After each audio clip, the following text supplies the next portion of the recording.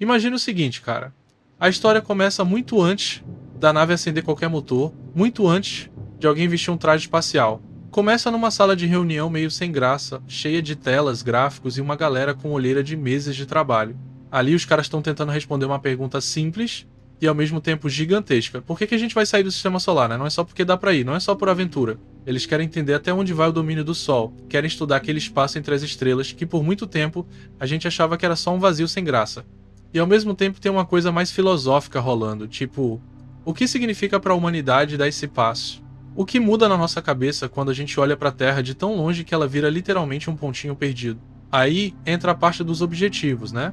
Cientificamente falando, o pessoal quer medir o vento solar lá na beiradinha da heliosfera, quer ver como é que o campo magnético do Sol se mistura com o meio interestelar, quer estudar poeira cósmica, raios cósmicos, quer apontar sensores para possíveis exoplanetas, tudo isso. Mas ao mesmo tempo, tem um objetivo que não cabe em gráfico. Eles querem ver o impacto psicológico e filosófico de estar tão longe de casa. Como que a mente humana lida com a sensação real, não teórica, de que a Terra não é mais esse cenário principal, e sim um ator coadjuvante na imensidão do cosmos? É como se a missão fosse metade laboratório, metade espelho da alma humana, né? Galera, antes de continuarmos, só um pequeno pedido. Se inscreve e mete o dedo no like. Aproveita que ainda é de graça e ajuda muito, e já comenta aí de onde você está assistindo e que horas são na sua cidade. Muito bem. Para fazer isso acontecer, eles precisam montar a tripulação. E aí não é igual filme, que escolhem só o herói bonitão que pilota, salva o dia e ainda tem frase de efeito. Na vida real, os caras vão montando um quebra-cabeça humano. Tem um comandante, que não é só piloto, é meio pai, mãe, psicólogo informal, aquele que segura todo mundo no eixo quando a coisa aperta. Tem os cientistas, que vão desde astrofísicos até especialistas em exoplanetas, passando por engenheiros que entendem desde propulsão até reciclagem de ar. Tem um médico que também manja de psicologia, porque não basta saber consertar osso quebrado, tem que saber lidar com burnout cósmico, né? E claro, tem inteligência artificial de bordo, que não é um robozinho com cara de lata, mas um sistema distribuído pela nave inteira, monitorando tudo, aprendendo com a tripulação, sugerindo rota, corrigindo microfalhas antes delas virarem problema sério. A preparação dessa galera não é só ficar em simulador apertando o botão não. Eles passam por treinamento físico pesado, porque mesmo com tecnologia de gravidade artificial parcial, o corpo sente. Fazem simulação de isolamento, meses trancados em ambientes fechados para ver quem surta, quem aguenta, quem consegue conversar sem explodir com um colega. Tem teste de tomada de decisão sob pressão, tem discussão ética. E se acontecer tal coisa? Quem você salva, como você escolhe, o que é prioridade? Eles treinam até jeito de falar no rádio, porque uma frase mal colocada pode gerar pânico em quem está ouvindo na Terra. É como se a humanidade estivesse peneirando, procurando pessoas que não são perfeitas, mas que têm a combinação certa de calma, curiosidade e coragem. Enquanto isso, num outro prédio, tá nascendo a nave. E aí, cara, não é só um tubo com motor no fundo. Ela é praticamente um ecossistema artificial. A parte de propulsão é baseada num sistema híbrido, usando primeiro motores químicos para sair da Terra, depois algum tipo de propulsão elétrica avançada, talvez com vela solar gigante, ou algum sistema de propulsão de plasma, que vai sendo acelerado aos poucos. Não é aquele tranco de foguete de filme, é quase um empurrãozinho constante. A energia vem de reatores compactos de fusão ou fissão avançada, combinados com grandes painéis que, lá no começo da jornada, ainda captam luz do Sol com eficiência absurda. E por dentro, a nave é desenhada para lembrar minimamente um lugar habitável. Módulos com plantas, iluminação que simula o dia e a noite, paredes que mudam de cor para não deixar a galera maluca com monotonia. Um dos pontos mais sensíveis é o suporte à vida. A nave precisa reciclar água, ar, nutrientes, tudo. Não dá para ficar reabastecendo no posto espacial, né? Eles instalam sistemas que reaproveitam praticamente cada molécula de água, desde o vapor que a galera respira até o suor. Tudo volta para o ciclo. O ar passa por filtros biológicos e químicos, ajustando oxigênio, dióxido de carbono, umidade. Tem pequenos módulos de agricultura. Não porque a nave dependa totalmente dessa comida, mas porque o ato de cuidar de plantas já é terapia. Ver algo crescer da terra, mesmo que num vaso metálico, num ambiente fechado, ajuda a lembrar que vida não é só aço, parafuso e protocolo. E ali, entre um experimento e outro, alguém sempre vai dar aquela parada para olhar uma folha nascer e pensar na terra. Os engenheiros também quebram a cabeça com a gravidade. Ficar anos em microgravidade acaba com os músculos, com os ossos, com o equilíbrio interno. Então eles pensam no sistema de seções rotativas, criando uma gravidade artificial parcial. Não é perfeito, não é igualzinho à Terra, mas já é o suficiente pra galera conseguir andar, deitar, levantar, sem ter que viver só flutuando. E isso também impacta o psicológico. Ter um chão para pisar, um cima e um baixo, ajuda o cérebro a sentir que ainda existe um certo tipo de normalidade. Ao mesmo tempo, algumas áreas da nave ficam em microgravidade mesmo, porque certos experimentos só funcionam assim. E também porque, convenhamos, a sensação de flutuar tem seu charme. Paralelo a tudo isso, tem uma etapa que a gente quase não vê nos filmes: o preparo emocional. Cada membro da tripulação passa por conversas profundas com psicólogos, filósofos, às vezes até com líderes espirituais. Não no sentido de religião específica, mas para lidar com o peso da decisão. Porque assim, quando você aceita ir nessa missão, você sabe que talvez nunca mais veja a Terra a olho nu da janela de casa, nunca mais sinta o vento de verdade na cara, nem a chuva caindo sem vidro te separando. Eles têm que se despedir das famílias, não como quem vai fazer o intercâmbio, mas como quem está atravessando uma porta que provavelmente é de mão única. Alguns gravam mensagens para serem entregues no futuro, outros combinam chamadas periódicas enquanto o sinal ainda for rápido, e no fundo cada um faz um acordo silencioso consigo mesmo. Eu vou por mim, mas também vou por todos os que não podem ir. Nos bastidores, as agências que comandam a missão fazem todo um trabalho político e diplomático. Não dá para uma viagem dessa ser da nação X ou da empresa Y, a ideia é que ela seja apresentada como missão da humanidade. Então tem bandeira de tudo quanto é lugar na lateral da nave. Tem painel de contribuições internacionais, tem experimento de universidade pequena de país que quase nunca aparece nas manchetes científicas. A mensagem é clara: se a gente vai cruzar a fronteira do sistema solar, que seja junto, né? E isso também tem um peso simbólico gigante, porque a tripulação sente que não está representando só um pedaço do planeta. Eles são, de certa forma, um resumo da espécie inteira. Antes do lançamento, rola a tal da última simulação. Eles colocam a tripulação inteira dentro de um mockup da nave, todos os sistemas rodando como se fosse real, só que em ambiente de teste. Isso dura dias, às vezes semanas. Apagam sistemas de propósito, simulam falhas, cortam comunicação com a Terra de repente para ver como eles reagem, colocam situações de emergência em sequência para testar o limite emocional, e tem sempre aquele momento em que alguém, no meio de um quase pânico simulado, percebe que está reagindo demais, respira fundo e lembra: isso é treino, isso é para eu errar aqui, não lá fora. Quando termina, ninguém sai gritando de alegria não. Eles saem cansados, suados, mas com uma confiança estranha, tipo se der ruim, a gente já ensaiou. A cada passo, a missão vai deixando de ser conceito e virando realidade. A nave, antes só um monte de render 3D, agora existe no hangar, com luz piscando, cabo pendurado, cheiro de metal e eletrônica nova. A tripulação, que no começo era só um grupo de estranhos ultra qualificados, vai virando uma espécie de família improvisada. Eles começam a ter piadas internas, apelidos, pequenas manias compartilhadas, e é importante isso, porque quando você está a bilhões de quilômetros de casa, não é só o motor que te move, é também a sensação de pertencimento àquele pequeno grupo de seres humanos que dividiram a mesma escolha insana. No finzinho dessa preparação, antes de qualquer contagem regressiva, tem um momento bem silencioso. Cada um entra na nave oficialmente pela primeira vez, já como tripulante, não como testador. Eles passam pelo corredor central, tocam as paredes, olham para os módulos, para as telas apagadas, para os assentos ainda sem cinto fechado, e, em algum ponto, cada um deles tem aquele pensamento meio sussurrado: é daqui que eu vou ver o sol ficar pequeno, é daqui que eu vou ver a Terra virar só mais uma estrela no fundo. A nave deixa de ser máquina pura e se transforma, aos olhos deles, numa espécie de casa, de casulo, de ponte entre o conhecido e o desconhecido. E é assim, nesse equilíbrio meio frágil entre tecnologia de ponta e coração apertado, que a missão se prepara para sair do mundo e encarar cara a cara o resto do universo. O dia do lançamento começa estranhamente calmo, sabe? Não tem trilha sonora épica tocando, não tem ninguém fazendo discurso inspirador dentro da nave. O que tem é barulho mecânico, um cheiro meio metálico misturado com aquele ar filtrado demais e a consciência pesada de que, dali pra frente, cada segundo conta. Lá embaixo, no centro de lançamento, a galera corre pra lá e pra cá, mas ali dentro o tempo parece meio esticado, como se tudo estivesse em câmera lenta. O comandante solta uma piada sem graça só pra quebrar o gelo. Alguém ri mais alto do que precisava. E a IA de bordo vai repetindo num tom neutro os status dos sistemas: propulsão em espera, suporte à vida nominal, comunicações em stand-by.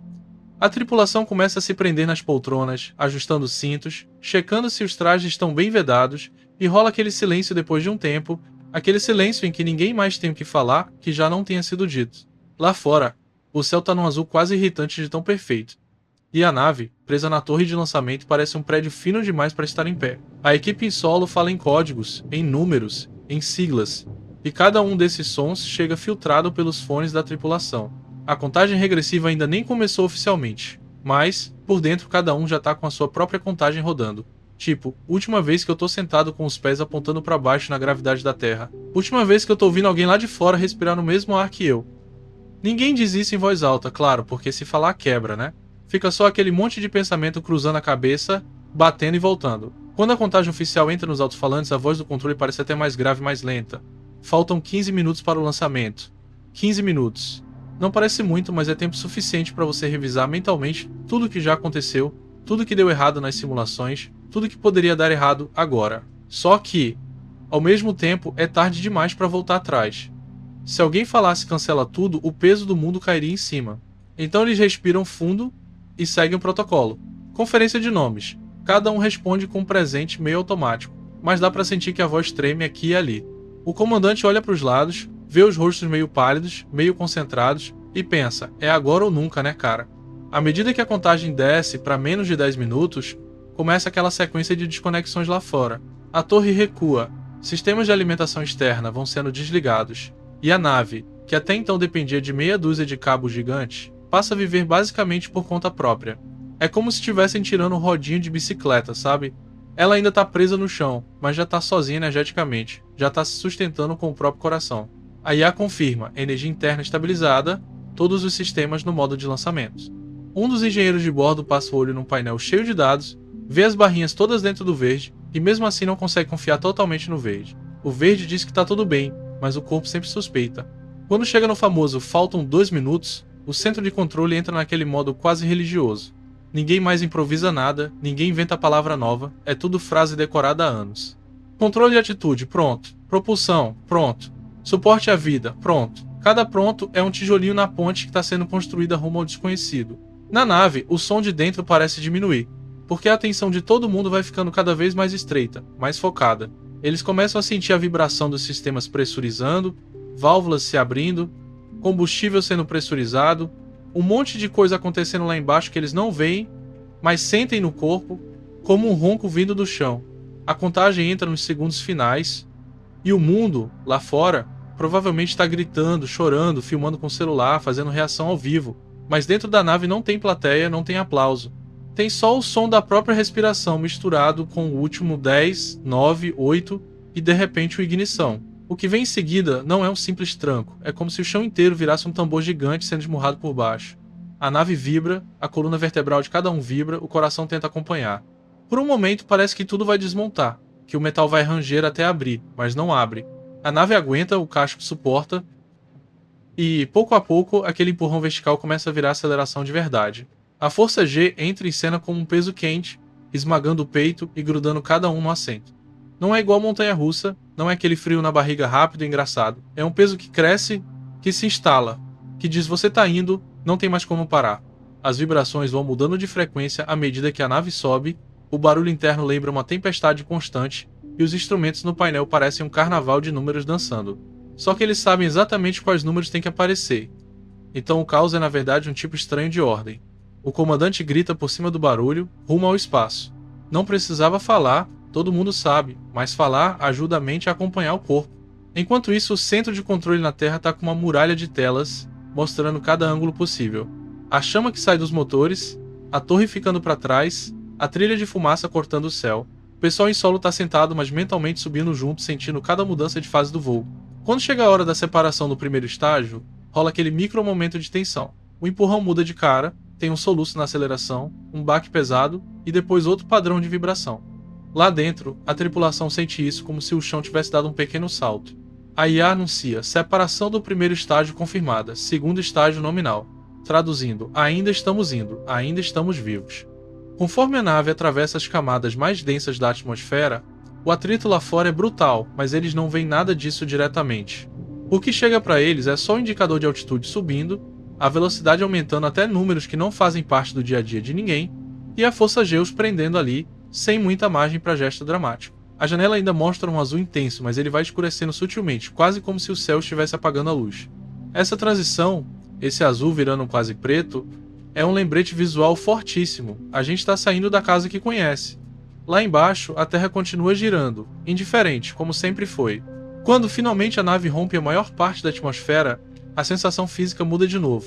A força G começa a diminuir, o som interno dá uma aliviada e a vibração passa daquela pancadaria para uma tremedeira mais suave. Não é que tudo fique calmo de uma vez, mas dá para respirar sem sentir que alguém está sentado em cima do peito. Alguns segundos depois, vem a queima final para entrar em órbita. É menos dramática do que o lançamento, mas igualmente crucial. Se der errado aqui, ou você volta caindo ou segue numa rota esquisita demais. Só que dessa vez a tripulação não está mais tão grudada pela surpresa. Eles já estão no modo ok, é isso. Vamos ajustar a órbita direitinho e começar a viver no espaço. Quando os motores cortam e a nave entra de fato em órbita estável, acontece um negócio curioso, o silêncio. Não é silêncio absoluto, claro, ainda tem ventilação, tem sistemas, tem um zumbido de fundo. Mas o contraste com o rugido do lançamento é tão grande que parece que alguém desligou o universo. E, junto com o silêncio, vem a flutuação. Aquela correção brusca. O corpo, acostumado a ser puxado para baixo a vida toda, de repente não sabe mais para onde é o baixo. Cintos seguram todo mundo nos assentos, mas mãos, braços, pequenos objetos soltos começam a dar aquele pulinho no ar. Um dos cientistas solta uma caneta sem querer e fica olhando ela flutuar, como se fosse a primeira prova palpável de que tudo aquilo é real. Aí vem um momento que no fundo todo mundo estava esperando, a primeira olhada pela janela. Até agora a atenção estava presa em painel, procedimento, contagem, vibração. Mas, com a órbita ajustada, com os sistemas estabilizados, o comandante autoriza. Podem descolar um pouco e dar uma olhada lá fora. Eles soltam devagar os cintos, se empurram com delicadeza pelo interior da cabine, esbarram um no outro e acabam se juntando em frente a um dos grandes painéis de observação. E é ali que rola aquele baque que não tem simulação que prepare. A Terra parece enorme, curva, com uma camada fininha, quase transparente, abraçando ela.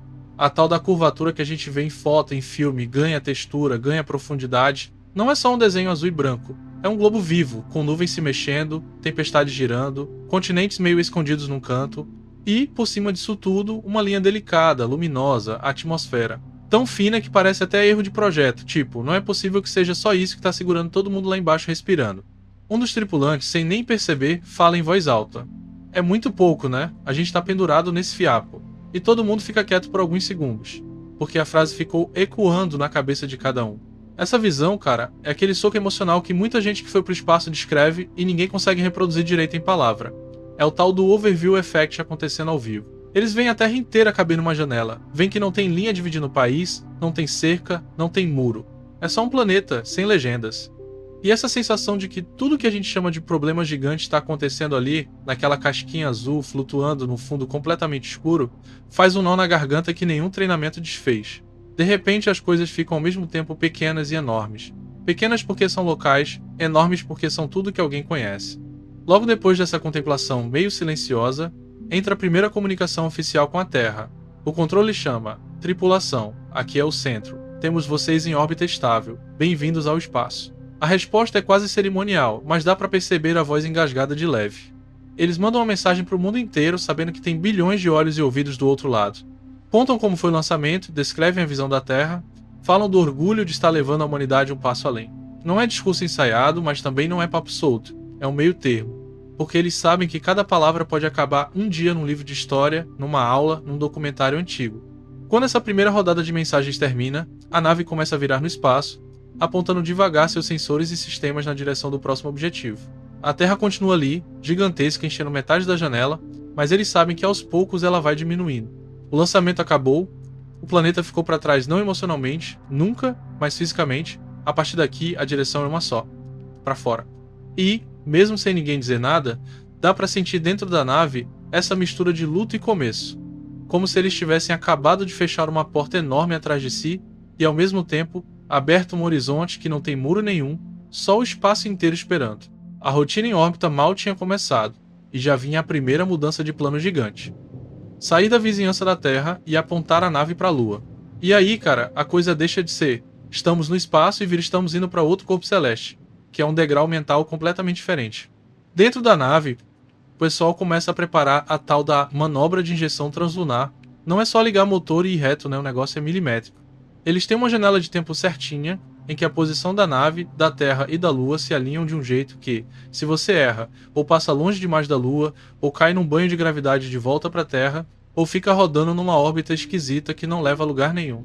A IA de bordo abre na tela principal aquela simulação bonitona, A nave como um pontinho, a Terra, a órbita, a trajetória se curvando e a Lua lá na frente andando também. E aí dá pra ver bem o drama. Eles não vão atrás da Lua. Eles têm que mirar no lugar onde a Lua vai estar daqui a alguns dias. É tipo jogar uma bola pra alguém que ainda nem chegou na esquina. Enquanto isso, o pessoal lá no centro de controle manda atualizações, ajusta número, compara dado com o que a nave está medindo. A sensação é de estar prestes a pular da borda da piscina, só que a piscina nesse caso é o campo gravitacional do planeta inteiro. Antes do acionamento dos motores principais, rola aquela verificação de tudo de novo, como se fosse um mini lançamento. A diferença é que agora eles já estão flutuando, já aprenderam a se movimentar sem bater a cabeça em tudo, então a coreografia é mais fluida. Um segura um tablet com os parâmetros da manobra, outro confere o alinhamento da nave em relação às estrelas guia, outro fica de olho nos sistemas térmicos, porque o motor principal vai soltar uma quantidade absurda de energia. O comandante faz aquele último check, olha para a IA e pergunta quase por hábito: "Você confirma?" A IA responde com a frieza de sempre: trajetória calculada, margens dentro do previsto. Traduzindo: se der ruim, não foi culpa da matemática. Quando chega o momento certo, a nave gira devagar, apontando a traseira na direção do movimento, porque para acelerar, você joga a exaustão pro lado oposto. A rotação é lenta, elegante, sem trancos, e as estrelas do fundo dão a sensação de que é o universo que está girando, não a nave. Aí vem um comando de ignição. O motor principal liga, e mesmo no vácuo, o impacto interno é bem claro. O corpo, que estava em microgravidade, volta a sentir um empurrão, uma quase gravidade improvisada pelo empuxo. Os tripulantes são pressionados de leve contra as cadeiras. Objetos que estavam flutuando são empurrados para trás e rapidamente agarrados por mãos treinadas. Não é a porrada do lançamento, mas é um lembrete físico de que ainda existe algo puxando e empurrando eles nesse jogo. Ao longo dos minutos de queima, as telas vão mostrando a órbita se esticando, deixando de ser um círculo bonitinho para virar uma elipse comprida, com a Terra ficando num dos focos e a Lua lá em cima esperando. É curioso porque, visualmente pela janela, a mudança é quase imperceptível naquele momento.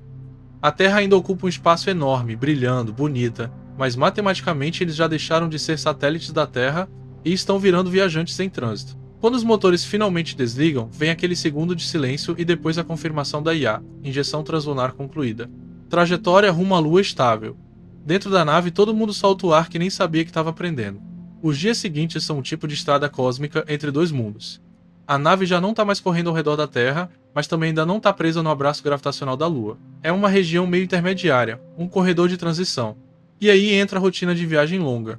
Ajuste fino de trajetória, testes de sensores que vão ser usados perto da Lua, calibração de câmeras, ensaios de comunicação com delay maior.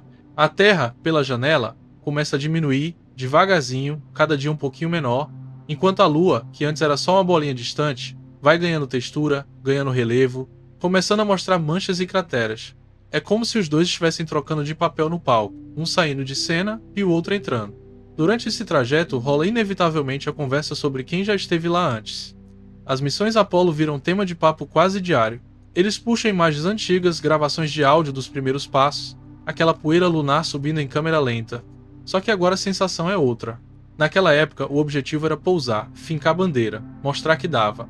Agora, a Lua é quase um porto de passagem, um ponto de manobra nesse salto muito maior rumo ao espaço profundo. Um dos cientistas comenta: "Olha que louco, o que foi auge de uma era inteira para eles, pra gente virou escala técnica." Não é desrespeito, é a percepção de como as ambições mudam com o tempo. Conforme a nave se aproxima mais, a Lua começa a dominar o campo de visão de um lado da janela. Agora dá para ver cadeias de montanhas, mares de lava solidificada, crateras que parecem cicatrizes gigantescas. A iluminação vai mudando conforme o ângulo em relação ao Sol. Então em alguns momentos ela parece um disco bem definido, em outros vira uma meia-lua, com sombras enormes cortando vales e picos. Um dos tripulantes, que sempre foi fã de geologia, fica praticamente hipnotizado olhando aquilo. Ele sabe que ali estão registros de impactos que remontam à formação do sistema solar. Cicatrizes de um passado violento que a Terra, por causa da erosão e das placas tectônicas, apagou em boa parte. Chega um ponto da trajetória em que a nave entra mais claramente na influência da gravidade lunar. Dá para ver isso não só nos cálculos, mas na forma como pequenas correções de atitude produzem respostas um pouco diferentes. A IA vai avisando: transição do domínio gravitacional principal, Terra-Lua. É quase poético, mas é só física, né? Só que psicologicamente tem um peso enorme. É a primeira vez que eles trocam de chefe gravitacional. Até então, tudo o que acontecia estava dentro da área de influência principal do planeta onde nasceram. Agora, eles estão, mesmo que por pouco tempo, sob o comando de outro corpo. Mas a missão não é pousar na Lua. Ela vai usar a gravidade lunar como estilingue, uma assistência gravitacional para ganhar velocidade e ajustar a direção para o espaço profundo. Então o plano é chegar perto o suficiente para sentir esse puxão e sair na tangente no ângulo certo. Isso significa uma passagem rasante, uma espécie de curva em alta velocidade ao redor do astro. A nave entra numa trajetória que a leva pela traseira da Lua em relação à Terra, aquela região que durante séculos ninguém via direto de casa. Lá de dentro, olhando pela janela, a tripulação tem a experiência estranha de ver o lado oculto não mais como mito, mas como paisagem ao vivo. O lado oculto, aliás, tem um visual bem diferente do que a maioria imagina. Menos mares escuros, mais crateras por todo lado, como se alguém tivesse usado aquela face como alvo principal do sistema solar. O relevo é cheio de formações irregulares, sombras compridas, montanhas que se destacam contra o espaço preto. Em alguns momentos, a nave passa sobre crateras tão grandes que o horizonte parece curvar para dentro delas. A sensação é de estar sobrevoando um mundo que é familiar e alienígena ao mesmo tempo. Eles sabem que é a Lua, mas não é o visual clássico que se vê da Terra. E aí vem um momento bem simbólico. A nave entra na região em que a própria Lua bloqueia completamente a visão da Terra. Pela primeira vez, desde o lançamento, se você olhar para fora, não tem mais o planeta azul em lugar nenhum do céu. É só o cinza da superfície lunar embaixo e o preto do espaço em volta. Um silêncio diferente toma conta da tripulação, não porque a nave tenha ficado muda, mas porque a ausência da Terra no céu pesa. Um dos tripulantes comenta abaixo: é a primeira vez que eu realmente não faço ideia de onde a Terra está olhando lá fora. A IA poderia facilmente apontar as coordenadas, mas não é disso que ele está falando. É daquela sensação emocional de estar, pela primeira vez, sem aquele ponto de referência visual que sempre acompanhou todas as missões anteriores de perto. No meio dessa curva gigantesca, os instrumentos começam a registrar a mudança na velocidade e no vetor do movimento. A gravidade lunar puxa a nave responde com uma trajetória que se curva, e, lá na frente, quando ela escapar desse abraço, vai sair apontada não de volta para a Terra, mas para longe, lá para a região externa do Sistema Solar. É literalmente o salto para o espaço profundo começando. Em um certo ponto da passagem, entra em cena o motor novamente, mas agora só para completar o trabalho da gravidade. Um pequeno empurrão na hora certa transforma uma órbita elíptica numa rota de fuga. Antes do acionamento, porém, rola uma oportunidade visual única. A nave encontra uma posição em que, por um breve intervalo, consegue ver a Lua em primeiro plano e mais distante, a Terra surgindo de novo no horizonte lunar, aquela imagem que ficou famosa como o nascer da Terra. Só que agora, não é foto histórica pendurada em museu, é ao vivo, pela janela. A Terra parece pequena, colorida, subindo lentamente por trás do contorno cinza da Lua. A diferença de escala é brutal. Um disco enorme cinzento ocupando metade da visão e, lá atrás, aquele pontinho esférico azul e branco. Nessa hora, a tripulação percebe, com um nó no peito, que eles estão literalmente entre dois mundos, fazendo a ponte física e simbólica entre o velho salto lunar e o novo voo rumo ao desconhecido. Quando chega o momento certo, a nave gira mais uma vez, o motor liga e a sensação de empurrão volta, só que mais breve. O objetivo não é frear para cair na Lua, é justamente o contrário. Usar o impulso para escapar com ainda mais velocidade. As leituras de navegação mostram a linha de trajetória se alongando, agora se afastando do sistema Terra-Lua. Os cálculos indicam que, se nada for alterado, eles não vão mais voltar tão cedo para essa vizinhança. É como passar por um pedágio cósmico. Você entra por um lado, deixa a gravidade trabalhar e sai pelo outro lado com um ticket carimbado para uma estrada bem mais longa. Quando o motor desliga, a nave entra num regime de voo em que a influência principal volta a ser do Sol, e não mais de um corpo específico. Eles não estão orbitando a Lua, nem a Terra. Estão caindo, por assim dizer, em torno da estrela, só que numa rota que vai levar Lois para bem longe. A Lua começa a ficar para trás, diminuindo devagar. Depois a Terra também vai se alinhando num ângulo que deixa os dois astros mais próximos visualmente. A janela agora mostra não mais um planeta preenchendo tudo, mas dois corpos, pequenos, dividindo a mesma área de céu, cercados por um mar de escuridão. A sensação dentro da nave muda de novo, discretamente. Até aqui, tudo tinha uma referência clara. Estamos saindo da Terra, estamos indo para a Lua. Agora, o objetivo imediato é um vazio, um longe. Eles sabem o próximo ponto de interesse no cronograma de missão, claro, sabem a data estimada de passar por tal região, tal órbita, mas, emocionalmente, é como pegar uma estrada sem acostamento, sem posto por centenas de quilômetros. A passagem pela órbita da Lua vira, na memória deles, o último lugar conhecido antes do grande mergulho. E enquanto a Lua encolhe até virar uma bolinha clara e depois um brilho quase anônimo no fundo negro, cada um na tripulação entende, do seu jeito, que a linha foi cruzada. O sistema Terra-Lua ficou para trás. E o espaço profundo não é mais uma ideia, é o rumo real da viagem. O plano de navegação, que no papel parecia um monte de setinha colorida em volta do Sol, de repente vira realidade. A tripulação recebe o briefing da próxima etapa e rola aquela surpresa meio desconfortável. Antes de ir embora de vez, a nave não vai simplesmente seguir em linha reta para fora. Ela vai mergulhar para dentro do sistema solar, fazer uma dança complicada em volta dos planetas internos. É contraintuitivo, né, cara? Você quer fugir, mas primeiro tem que chegar mais perto do Sol. Só que é isso que dá o ganho de velocidade absurdo que eles precisam para o salto final lá na frente. A rota passa raspando pelas órbitas de Vênus, Mercúrio e depois volta subindo na direção de Marte, como se a nave estivesse desenhando uma espiral esticada ao redor da estrela. A primeira escala visual desse tour é Vênus. No começo, ele aparece como um pontinho brilhante, aquela estrela d'alva que a gente vê do quintal, só que agora a partir de um ângulo completamente diferente. Conforme os dias passam e a nave cai em direção ao Sol, Vênus vai engordando na janela, deixando de ser uma luzinha e virando um disco bem definido, claro demais, quase ofuscante. A IA ajusta automaticamente os filtros das câmeras, porque a luz solar ali é mais forte, mais agressiva. Eles começam a ver o planeta como ele é de verdade. Uma bola envolta num manto de nuvens tão espesso que não dá para enxergar nada da superfície. Parece calmo, liso, meio elegante até. Mas todo mundo ali sabe que por baixo daquela capa de algodão, o inferno tá pegando fogo.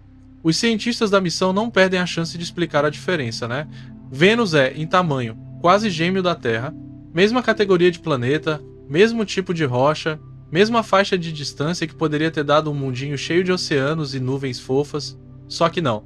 Em vez disso, deu um forno de alta pressão. A temperatura na superfície é tão alta que derrete chumbo. A pressão é dezenas de vezes maior que a da Terra.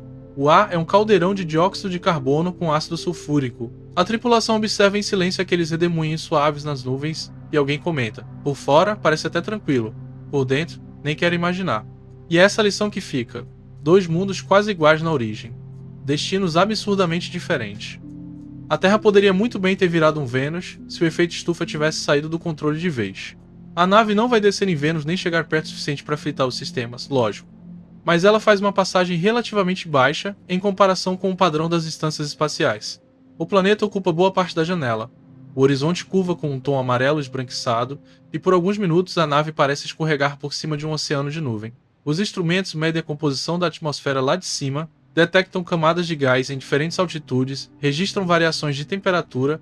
Um dos objetivos dessa rasante é justamente entender melhor como esse efeito estufa monstruoso se desenvolveu. Tentar encaixar esses dados em modelos climáticos que ajudam a gente a não fazer besteira em casa. Uma coisa é você falar em aquecimento global em gráfico. Outra é olhar para Vênus e ver, na prática, um exemplo extremo do que acontece quando tudo passa do ponto.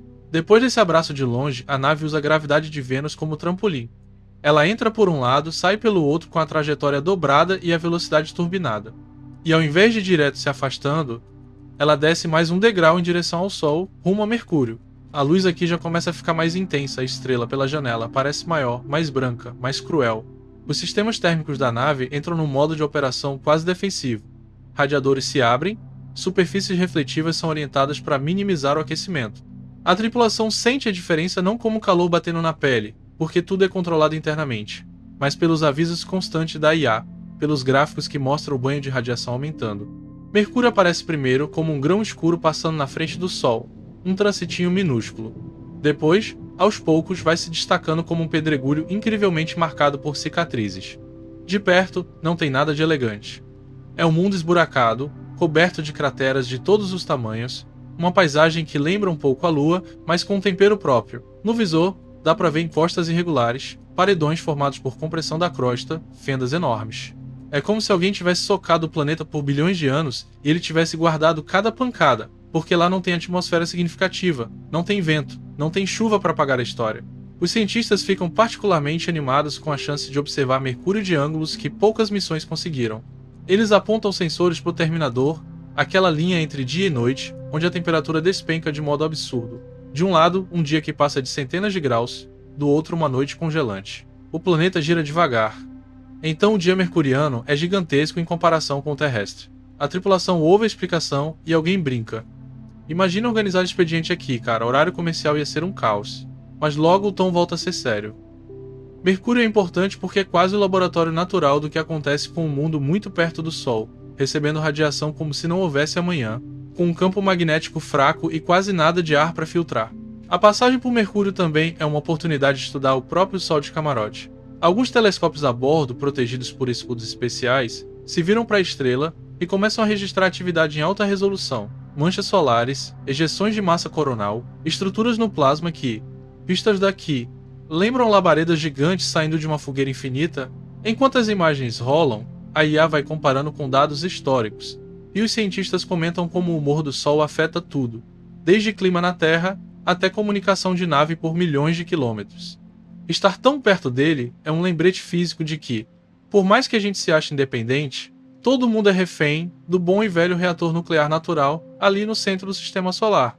Com a segunda manobra de assistência gravitacional feita em Mercúrio, a nave finalmente começa a subir de novo, deixando a região mais interna do sistema e apontando a rota para fora.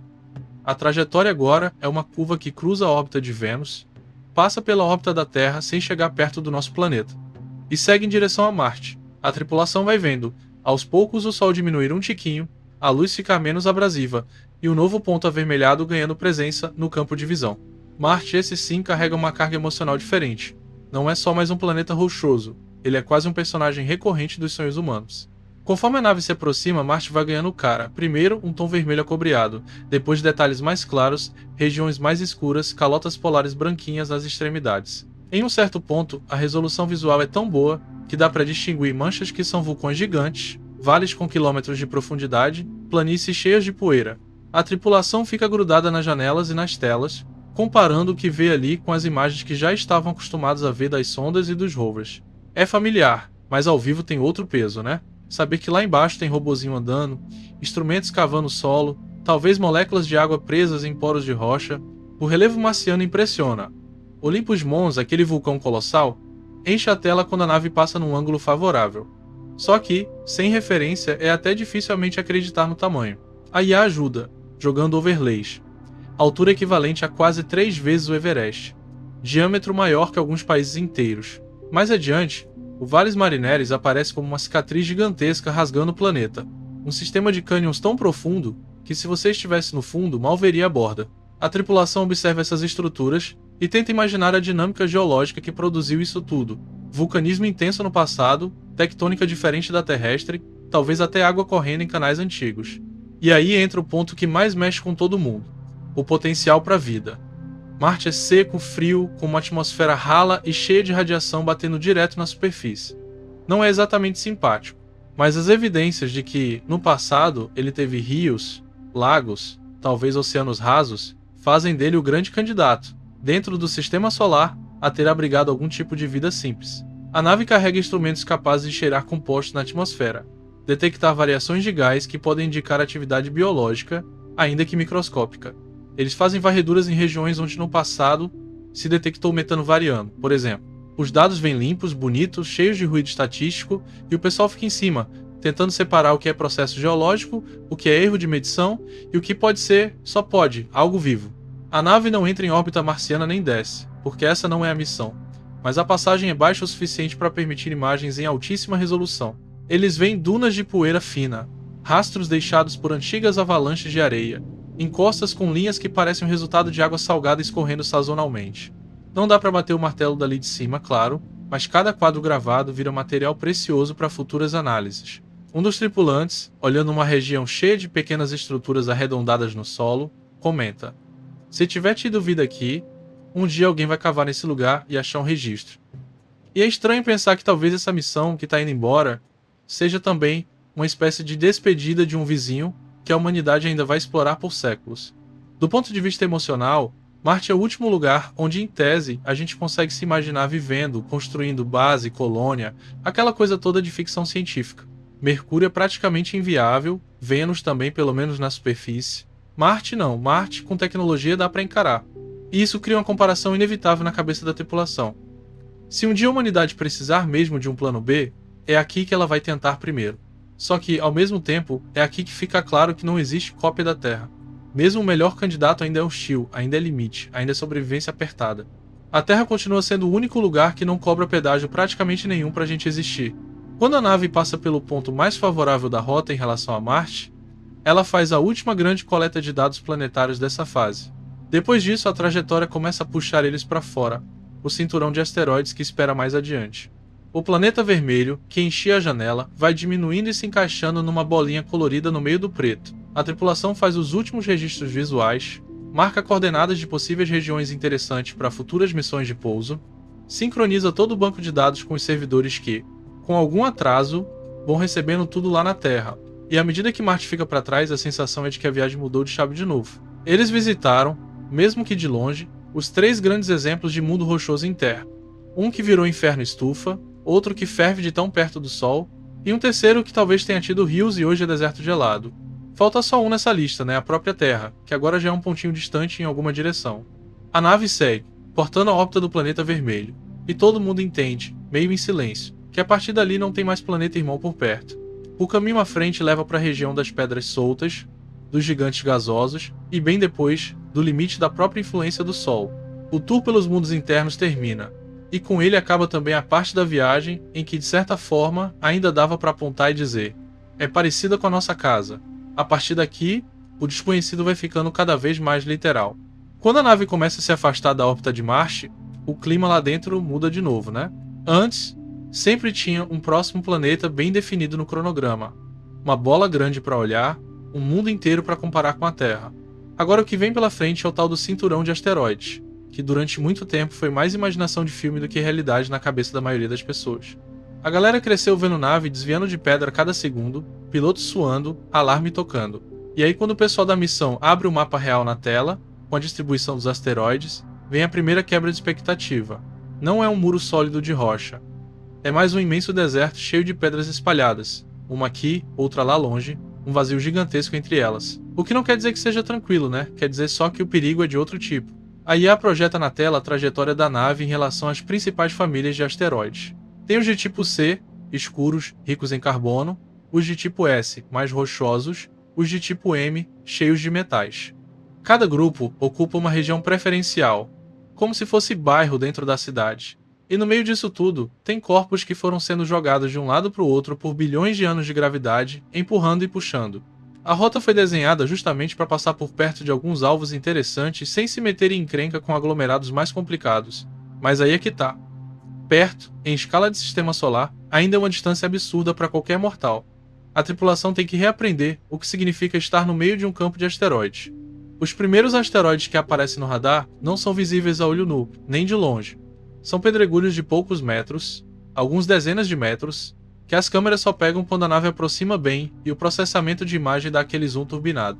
A nave, cheia de sensores de posição e velocidade, vai cruzando esse mar de pedrinhas cósmicas como quem atravessa uma estrada com poucos carros. A probabilidade de bater é pequena, mas se você desligar o olho por um segundo, já era. Então a nave fica o tempo todo medindo microvariações na densidade de partículas, detectando pequenos reflexos de luz que denunciam pedra passando no fundo escuro, ajustando a rota com microdisparos de propulsores. Quando finalmente um dos primeiros grandes aparece no visor principal, a sensação é de estar vendo um mundo em miniatura, deformado, torto, mas ainda assim um mundo. Não é aquela esfera bonitinha de planeta, é um bloco irregular, com cara de batata cósmica, cheio de crateras sobre crateras, blocos gigantes empilhados de forma caótica. A superfície é uma mistura de poeira solta, o tal do regolito, e pedaços enormes que parecem ter sido arrancados de algum lugar pela violência de impactos antigos. A nave passa a uma distância segura, mas próxima bastante para que os equipamentos façam um mapeamento detalhado de composição e topografia. Um dos cientistas abre o espectro na tela e começa a traduzir a curva de luz. Olha, a gente tem aqui água presa em minerais, compostos de carbono, um pouco de metais pesados. Ou seja, aquele pedregulho aparentemente sem graça é um cofre de recursos. A conversa, inevitavelmente, entra no tema da mineração espacial. Eles falam de um futuro em que naves robóticas vão pousar em lugares assim, derreter gelo para obter água, quebrar rocha para extrair ferro, níquel, platina, coisas que na Terra valem uma fortuna e aqui, no meio do nada, estão flutuando a céu aberto. Um dos tripulantes comenta: imagina, cara, um dia isso aqui vira literalmente o posto de gasolina e a pedreira da galera que vai viver entre planetas. Só que junto com a visão romântica da fronteira econômica vem o lado tenso. Esses mesmos asteroides, se um dia saem de rota e cruzam o caminho da Terra, viram ameaça de extinção em potencial. A nave tem equipamentos para monitorar com precisão a órbita de vários deles, recalculando ao vivo qualquer variação que possa ser causada por pequenas perturbações gravitacionais ou até pelo efeito da luz do Sol, esquentando um lado mais que o outro, o tal efeito Yarkovsky. Lá de cima, eles vão alimentando bancos de dados que no futuro podem ser a diferença entre a gente viu o problema com séculos de antecedência e ops, chegou sem aviso. Uma coisa que surpreende a tripulação é perceber que apesar de não ser um labirinto de pedras coladas, o cinturão é dinamicamente vivo. Tem asteroide binário, 2 blocos rodando em torno do outro, tem pedregulhos menores girando como se fossem luas improvisadas em volta dos gigantes, tem pequenos agrupamentos que são, na verdade, restos de uma colisão antiga, centenas de fragmentos compartilhando órbitas parecidas. A nave aponta câmeras de alta velocidade para um desses pares binários e vê o balé lento dos 2 blocos girando, sempre caindo um para o outro e sempre errando, eternamente presos naquela dança. A metáfora vem fácil, gravidade é um tipo de amor obsessivo. Puxa, prende, mas às vezes não deixa encostar. Para manobrar ali, a nave não conta só com cálculo bruto, mas com um sistema de evitar colisões em tempo real. É como se ela tivesse um Waze cósmico atualizado a cada segundo.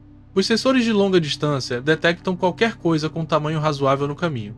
A IA extrapola a trajetória daquilo e da nave, e se uma interseção perigosa aparece no futuro, por menor que seja, já surge proposta de correção de rota. A tripulação vê, de vez em quando, a trajetória principal sendo ajustada por alguns metros por segundo para o lado ou para cima, coisa que em escala humana parece nada, mas em milhares de quilômetros vira desvio significativo. Esse esquema tira um pouco do heroísmo do piloto desviando na mão, mas aumenta muito as chances de todo mundo chegar vivo lá na frente. Em um determinado ponto da viagem, eles programam uma passagem realmente próxima por um asteroide grande, desses dignos de nome próprio, quase um planeta anão em fase de teste. A preparação é toda pensada como se fosse um sobrevoo científico completo. Mapeamento de gravidade, análise de composição, busca por gelo em crateras sombreadas. Conforme a nave se aproxima, o corpo domina o campo de visão, e a sensação é de estar descendo sobre um mundo muito antigo, que parou no tempo. Não tem nuvem, não tem atmosfera, não tem clima. O que mudou ali nos últimos bilhões de anos foi basicamente só a adição de novos impactos. O relevo guarda, praticamente intacto, o registro das tempestades de pedradas que o sistema solar inteiro levou quando era jovem. O pessoal fixa o olhar em certas crateras que parecem mais claras, indicando presença de gelo ou minerais específicos. A IA, cruzando dados de diferentes sensores, marca pontos que, em um futuro hipotético, seriam ótimos locais para pouso e extração de recursos. E aí entra outra conversa interessante, mais filosófica. Até que ponto faz sentido furar e explorar tudo, em todo lugar? Alguém levanta a questão de preservar alguns desses objetos como arquivos naturais, fósseis gigantes da formação planetária, em vez de transformar tudo em posto de mineração. Não tem lei universal clara sobre isso ainda, mas a discussão já começou. E essa missão, mesmo sem tocar o chão de nenhum deles, já alimenta esse debate com dados concretos. Do ponto de vista visual, o cinturão vai ficando cada vez mais impressionante à medida que a nave passa por regiões com maior densidade local de objetos.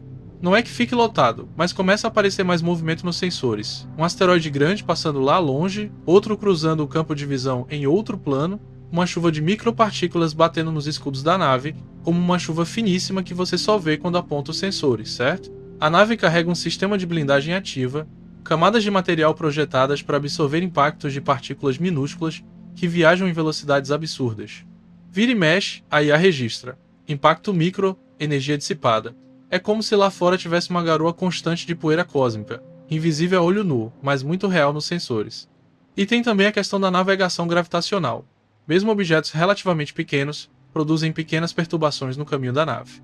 Em certos trechos, a equipe de navegação faz experimentos usando esses puxões sutis para economizar combustível, ajustando o curso ao passar mais perto de um ou outro asteroide. Não é uma assistência gravitacional dramática como a de um planeta, mas em missão de longo prazo, qualquer metro por segundo de velocidade de graça conta. Eles vão testando modelos, comparando o que a simulação previa com o que o universo entregou de fato, refinando a arte de atravessar campos de detritos com elegância.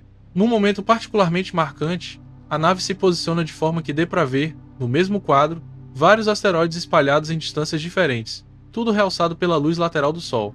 Não é um campo minado denso como nos filmes, mas, pela primeira vez, a tripulação consegue ter uma intuição visual do que é um cinturão de rochas orbitando juntos.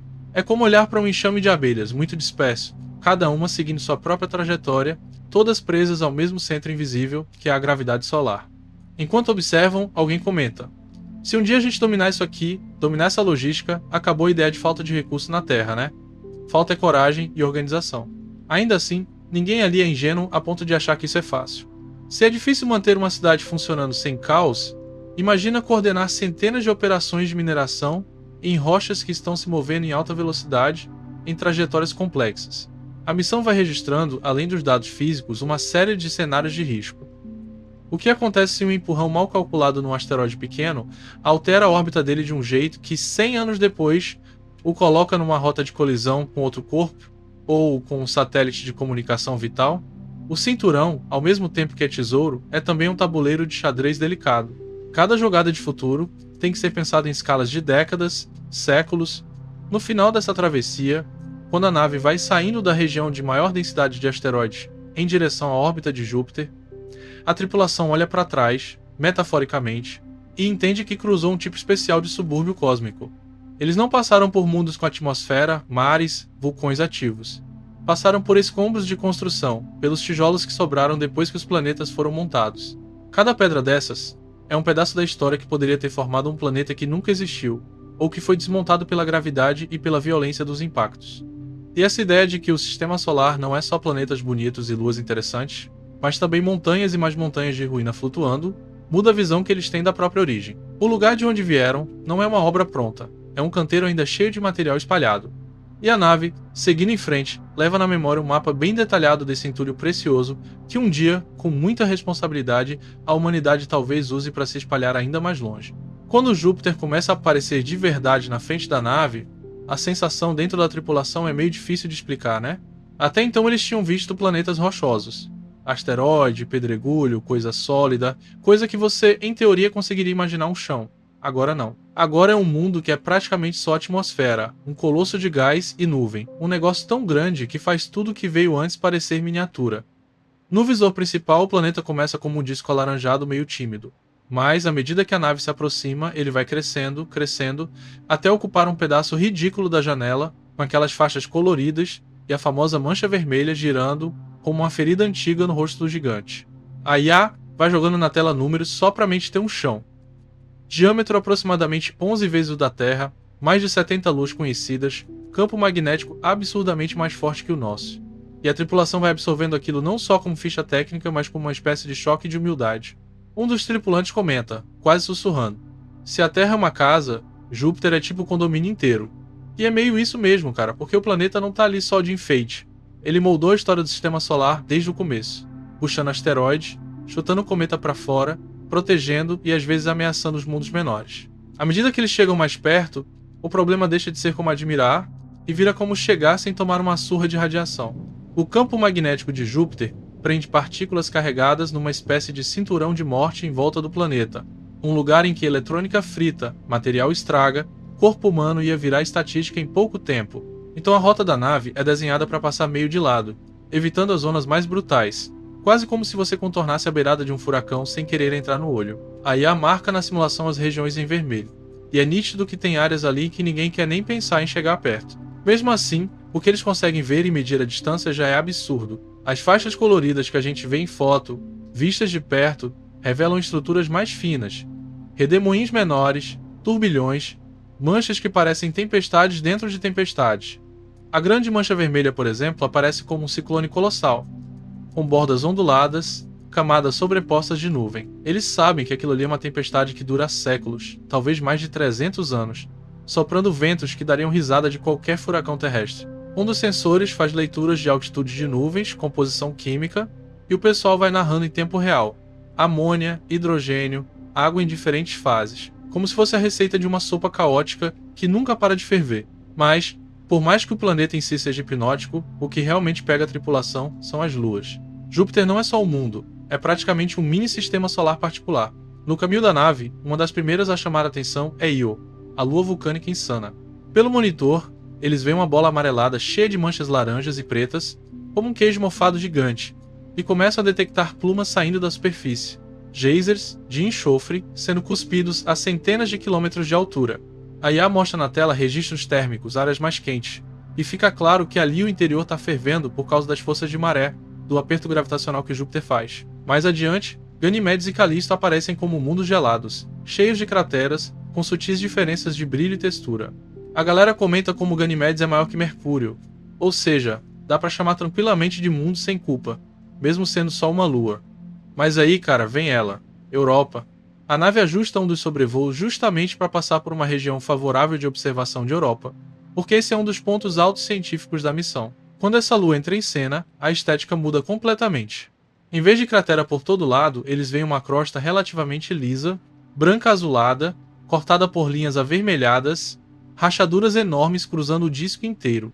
Europa parece um globo de vidro trincado por dentro. E isso não é metáfora vazia, é literalmente o que está acontecendo. Uma casca de gelo flutuando sobre um oceano líquido escondido. A missão carrega instrumentos especificamente calibrados para medir variação no campo magnético ao redor da Lua, porque esse tipo de medida é que entrega o truque. O comportamento do campo indica a presença de um condutor salgado embaixo, tipo água com sais minerais, escondida sob quilômetros de gelo. A IA vai processando esses dados e confirmando, dentro das margens que a gente já conhecia, que ali embaixo tem mesmo um oceano global, profundo, escuro, aquecido por forças de maré. A tripulação, olhando aquele mundo aparentemente calmo de longe, sabe que a verdadeira confusão está no subsolo. Eles discutem entre si as possibilidades de vida ali. Não vida com floresta, céu azul e passarinho, mas ecossistemas inteiros em volta de fontes hidrotermais, como a gente tem no fundo dos oceanos da Terra, micróbios, comunidades químicas complexas, talvez coisas mais elaboradas, quem sabe. Alguém comenta: se a gente achar vida em Europa, cara, acabou a ideia de que a Terra é a exceção absoluta. Eles sabem que a missão atual não vai perfurar gelo nem mandar sonda para o oceano. O papel deles é observar, medir, refinar o mapa para quem vier depois. Mas só de imaginar a criatura se virando no mar alienígena, sem nunca ver a luz do sol, a mente já sai da órbita. A nave faz um sobrevoo planejado para pegar uma região em que já foram observadas plumas de água sendo expelidas pelo gelo, como jatos discretos. Os instrumentos ficam preparados para lamber essas plumas, analisando a composição, buscando moléculas orgânicas complexas, tentando entender se aquele spray de oceano traz pistas químicas de vida. Quando um dos sensores aponta uma concentração acima do esperado de certos compostos à base de carbono, a cabine ganha aquele clima de segura empolgação. Ninguém sai gritando, achamos ET, até porque ciência não funciona assim. Mas dá pra sentir que todo mundo interiormente está pensando, tem coisa acontecendo ali embaixo que vale cada segundo de missão. Depois do balé em torno das luas jovianas, a nave precisa seguir viagem. Júpiter, com toda sua grandeza, fica para trás, encolhendo devagar na janela. Mesmo assim, eles ainda veem de longe o brilho de algumas luas, refletindo a luz do Sol, pontinhos bailando em torno do gigante. A rota agora aponta para Saturno, outro colosso gasoso, mas com uma personalidade visual completamente diferente. Quando Saturno começa a crescer no campo de visão, o que salta aos olhos não é o planeta em si, e sim a estrutura absurda dos anéis. De longe, parece um disco sólido, fino, perfeito. De perto, vira um sistema complexo de faixas, divisões, sombras. A galera já viu foto, vídeo, simulação da época da sonda Cassini e tudo isso. Só que existe uma diferença gigante entre ver uma imagem histórica e ver ali, ao vivo, o anel cortando o espaço na sua frente. O planeta em si é um globo amarelado, com faixas mais suaves que as de Júpiter, uma atmosfera mais pacífica na aparência. Mas os anéis são outra história. São feitos basicamente de gelo e rocha, desde grãos de poeira até blocos do tamanho de casa ou prédio, todos orbitando numa coreografia que parece sólida de longe, mas é só montanha de pedacinhos. A nave atravessa o plano dos anéis, em uma região cuidadosamente escolhida, longe das partes mais densas, e os sensores começam a registrar uma chuva de partículas. Os tripulantes olham pelas câmeras de alta resolução e enxergam algo que lembra um vinil cósmico cheio de riscos e texturas. Tem lacunas famosas, como a divisão de Cassini, regiões mais escuras, ondulações induzidas pelas luas pastoras que ficam ali do lado, puxando e empurrando partículas. Em alguns trechos, a sombra dos anéis cai no próprio planeta, desenhando faixas escuras na atmosfera de Saturno. É uma aula visual de mecânica celeste. A IA aproveita e projeta setinhas. Mostra como cada lua próxima mexe em uma faixa específica, criando ondas, como se fosse um dedo passando na superfície de um lago congelado de pedrinhas. Falando em luas, Saturno não fica atrás. Tem mundo de tudo quanto é tipo ali, mas um em especial é alvo da curiosidade mais afiada da missão, Encélado. A rota é ajustada para garantir um sobrevoo bem rente dessa lua. Ela aparece no visor como uma bolinha branca, quase sem detalhe no começo, mas que, conforme a nave aproxima, revela rachaduras, faixas azuladas, regiões mais brilhantes, menos crateras do que seria esperado para um corpo tão antigo. A região do Polo Sul, em particular, chama atenção. É dali que jatos de água e gelo são lançados para o espaço, formando um tipo de pluma permanente que alimentam a parte dos anéis de Saturno. O plano da missão inclui atravessar uma dessas plumas, de forma parecida com o que fizeram em Europa, Só que aqui a fonte está escancarada na superfície. A nave alinha sua trajetória para passar por cima do Polo Sul, e os instrumentos ficam em alerta máximo. Quando cruzam região de maior densidade, os sensores começam a registrar detritos de gelo, moléculas de água, sais, compostos orgânicos, tudo voando da Lua para fora como se fossem respingos de um oceano batendo numa fissura. A análise preliminar aponta de novo para a presença de água líquida embaixo da crosta, aquecida por forças de maré. Outro oceano escondido, outro candidato a aquário cósmico. A tripulação fica impressionada com a eficácia do geyser planetário. Encélado, um corpo relativamente pequeno, sem grande destaque se você olhar só para tamanho, tá ali jogando parte de si mesmo para o espaço, alimentando anel, espalhando material que um dia pode cair em outra lua, em outro lugar. É como se ele estivesse assinando seu nome no entorno. Eu estive aqui, tô vivo por dentro. A discussão sobre vida volta com força. Se tem oceano líquido, contato com rocha no fundo, energia de maré, química rica, você tem praticamente todos os ingredientes que a gente conhece para a vida microbiana, pelo menos. De novo, ninguém crava nada, mas é impossível não pensar que o sistema solar pode ser bem menos deserto do que parecia, só que a festa está toda acontecendo embaixo do gelo. Enquanto Saturno domina a vista de um lado, do outro a tripulação também vê alguma das outras luas passando. Titã, com sua atmosfera densa, cheia de metano, como um laboratório de química orgânica pré-biótica. Mimas, parecendo a piada pronta de Estrela da Morte com aquela cratera gigante. Reia, Dione, cada uma com seus padrões de gelo, rachaduras, cicatrizes. O comandante solta, meio sério, meio em tom de brincadeira. Júpiter e Saturno são tipo os dois síndicos do condomínio, cada um com seu conjunto de vizinhos estranhos. E ninguém discorda. Esses dois gigantes gasosos, com suas luas, anéis, campos magnéticos, configuram praticamente dois sistemas solares miniatura dentro do grande. Depois do sobrevoo por Encélado e da passagem pelo plano dos anéis, a nave começa a executar as manobras que vão tirá-la de uma vez por todas da região dos gigantes gasosos. A gravidade de Júpiter já foi usada para dar aquele empurrão inicial, a de Saturno agora ajuda a refinar a rota para fora. A equipe de navegação faz os últimos ajustes, queima motores em janelas de tempo calculadas no limite, e a trajetória final rumo às bordas do sistema solar é selada. Na janela, Saturno vai diminuindo, mas seus anéis, mesmo encolhendo, continuam visíveis por mais tempo do que qualquer outra característica. São como um lembrete visual teimoso de que em escala cósmica, beleza e dinâmica física costumam andar juntas. Dentro da nave, depois dessa sequência de encontros com mundos gigantes e suas luas intrigantes, a sensação é de que a fronteira do conhecido já foi esticada ao máximo. Eles viram tempestades, que caberiam vários planetas dentro, anéis feitos de gelo dançando ao redor de um globo de gás, oceanos escondidos embaixo de crostas congeladas. Cada uma dessas coisas seria motivo para uma missão inteira só para si. E a nave, mesmo sem parar em lugar nenhum, vai carregando essas imagens na memória eletrônica e na memória humana, enquanto gira o nariz, pela primeira vez, claramente na direção do lado de fora da influência mais fácil dos planetas. Agora não tem mais gigante gasoso para ajudar. O próximo grande marco no caminho não é um planeta, é uma fronteira invisível, o limite da bolha do Sol. Depois de Saturno ficando para trás, a sensação dentro da nave é que o sistema solar está começando a emagrecer, sabe? Não tem mais aquele monte de planetas gigantes no caminho, não tem mais anel brilhando, lua esquisita passando do lado.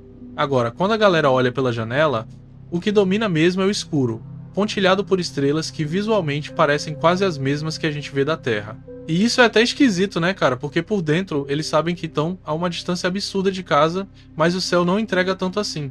O que muda de verdade não é o que o olho vê, é o que os instrumentos sentem. Vento de partículas, campo magnético, energia das coisas invisíveis batendo na casca da nave. A missão entra oficialmente na fase de aproximação dos limites da heliosfera. A tripulação até brinca que é tipo chegar na cerca do quintal do Sol. A heliosfera, para deixar bem claro, é essa bolha gigante de partículas carregadas e campo magnético que o Sol sopra em todas as direções. Imagina o Sol como uma mangueira jogando vento para fora o tempo todo, o tal do vento solar. Esse vento vai empurrando as coisas, vai abrindo espaço no meio interestelar, e onde a pressão dele iguala com a pressão do gás e dos campos magnéticos lá de fora, forma a parede dessa bolha.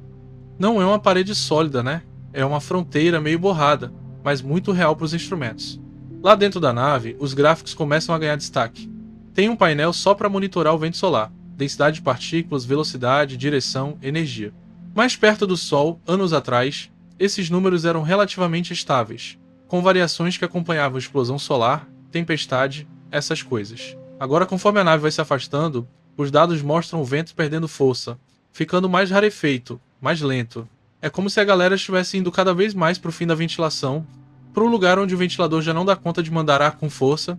A IA vai plotando curva em tempo real, e um dos cientistas comenta: quando isso aqui cair de vez e o padrão mudar, a gente sabe que encostou na borda. Só que essa borda não é uma linha bonitinha, é uma região inteira. Primeiro vem o que eles chamam de choque de terminação, o lugar onde o vento solar, que vinha supersônico, toma um tranco ao encontrar a resistência do meio interestelar, e fica mais lento, mais turbulento. A nave está indo justamente para atravessar essa região. Antes de chegar lá, a equipe faz um compilado de tudo que as sondas Voyager mediram quando passaram por essas bandas, décadas atrás. Eles assistem até os trechos de áudio antigos, com o engenheiro emocionado dizendo: parece que cruzamos o choque de terminação. Só que naquela época não tinha ninguém a bordo vendo isso ao vivo, agora tem. Isso adiciona um peso completamente diferente na história. À medida que os dias passam, os detectores de partículas começam a registrar um aumento devagar, mas consistente, de raios cósmicos de alta energia vindo de fora. Dentro da heliosfera, o campo magnético do Sol dá uma segurada neles, tipo filtro. Mas, quanto mais perto da borda, mais esse filtro falha. A tripulação sabe que vai tomar um banho maior de radiação nessa região, então a nave muda de configuração. Áreas mais sensíveis, onde eles dormem, trabalham, ficam mais tempo, são protegidas por camadas extras de blindagem e até por tanques de água estrategicamente posicionados. A água não tá ali só para beber, ela faz parte do escudo. A galera chega a brincar que tá dormindo abraçada com a caixa d'água cósmica.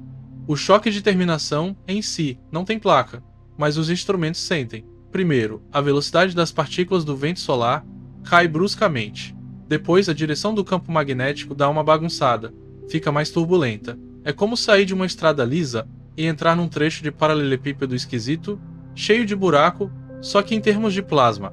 A IA solta o aviso com a calma de sempre. Transição compatível com região de choque de terminação. Estamos na periferia da heliosfera interna. Lá dentro, alguém solta um caramba baixinho. Eles estão atravessando naquele momento uma fronteira que a humanidade só tinha sentido por tabela, via sonda automática, e agora está passando com gente dentro. Do ponto de vista visual, continua tudo muito parecido. Estrelas e escuridão, o Sol cada vez menor, mais parecido com uma estrela brilhante do que com um disco. A grande diferença está no cheiro do ambiente, se a gente pudesse chamar assim. O vento solar desacelerado forma uma espécie de região de amortecimento. Um plasma quente e turbulento, que é comprimido pelo meio interestelar do lado de fora. Essa área é chamada de heliocapa, e é nela que a nave vai passando, medindo tudo: pressão, densidade, temperatura, orientação do campo magnético. É um território de disputa silenciosa entre o Sol e a galera de fora, cada lado empurrando com sua própria pressão. Um detalhe que a missão acha fascinante é prestar atenção na orientação do campo magnético. Dentro da heliosfera, ele segue esse padrão típico enrolado pelas rotações e pelos ciclos do Sol. Lá fora, no meio interestelar, o campo magnético da galáxia tem outra direção preferencial. Então, conforme a nave se aproxima da chamada heliopausa, que é a fronteira mais externa, os instrumentos vão mostrando essa mudança gradual. É como se eles tivessem uma bússola que, depois de séculos apontando mais ou menos numa direção dominante, começasse a virar devagar para seguir outro norte. A comunicação com a Terra já está bem carregada de atraso. A essa distância, o sinal de rádio leva muitas horas para ir e voltar. Não tem papo em tempo real com o controle, não tem "e aí, deu certo?". Instantâneo. A tripulação está muito mais por conta própria. Qualquer decisão de emergência tem que ser tomada ali, na hora, com o que eles sabem e o que a IA consegue prever. Isso aumenta o peso de cada escolha, principalmente agora, em que estão entrando numa região que nunca foi mapeada com esse nível de detalhe. As Voyagers deram os primeiros pontos de referência, mas o desenho fino da borda da heliosfera, quem está fazendo agora são eles. Chega um ponto em que os gráficos mostram uma situação curiosa. O fluxo de partículas do vento solar cai para quase nada, enquanto o fluxo de partículas vindas de fora, de todos os lados, aumenta bastante. O campo magnético, medido em diferentes direções, passa a ser muito mais parecido com o que a gente espera do meio interestelar do que com o do Sol. A densidade de plasma também muda, com um padrão que combina com a teoria de como é o gás entre as estrelas aqui no bairro da galáxia. A IA compila essa salada de dados e solta parâmetros condizentes com travessia da heliopausa. Estamos saindo da região dominada pelo vento solar. É um momento que ninguém ali tinha como ensaiar de verdade. A humanidade já tinha sondas fora da heliosfera, mas nunca uma nave tripulada, com olhos humanos olhando para fora na hora exata da travessia. O comandante, que estava acompanhando os números como quem acompanha batimento cardíaco, fica alguns segundos em silêncio, só olhando a curva se estabilizar do lado de fora da teoria. Depois, ele solta, quase que para si mesmo: daqui para frente a gente está literalmente no espaço entre as estrelas. Não é exagero. Tecnicamente, eles estão no espaço interestelar local, mesmo ainda sentindo um pouco da cauda da influência do Sol. A partir desse ponto, a nave entra num ambiente em que o gás ao redor não é mais o que o Sol cuspiu, mas sim o que a galáxia oferece. É um gás muito rarefeito, cheio de íons, poeira minúscula, atravessado por raios cósmicos que vêm de supernovas distantes, de buracos negros, de processos violentos que acontecem em lugares que eles nem estão vendo. A missão foi planejada com escudos e sistemas eletrônicos justamente para aguentar esse tipo de pancada. Camadas de material absorvente, eletrônica redundante, algoritmos de correção de erro, tudo entra em teste real agora. Vira e mexe, a IA registra. Evento de radiação de alta energia detectado. Erro corrigido no sistema X. É o universo batendo na porta. Do lado emocional, essa passagem pela borda da heliosfera pega pesado em todo mundo. Uma coisa é você saber teoricamente que a luz do Sol está mais fraca, que a influência dele caiu, que o campo magnético já não manda tanto. Outra é olhar pela janela, ver o Sol como uma estrela brilhante, entre outras, e perceber. O que te prende a ele agora não é mais o vento solar, é só a gravidade, aquela força mais sutil, de longo alcance, que vai diminuindo, mas nunca zera de verdade. É como se eles tivessem passado do portão do quintal e agora estivessem na rua da galáxia, com todas as casas estelares em volta, cada uma com sua própria bolha invisível. A equipe científica da nave está em êxtase, claro.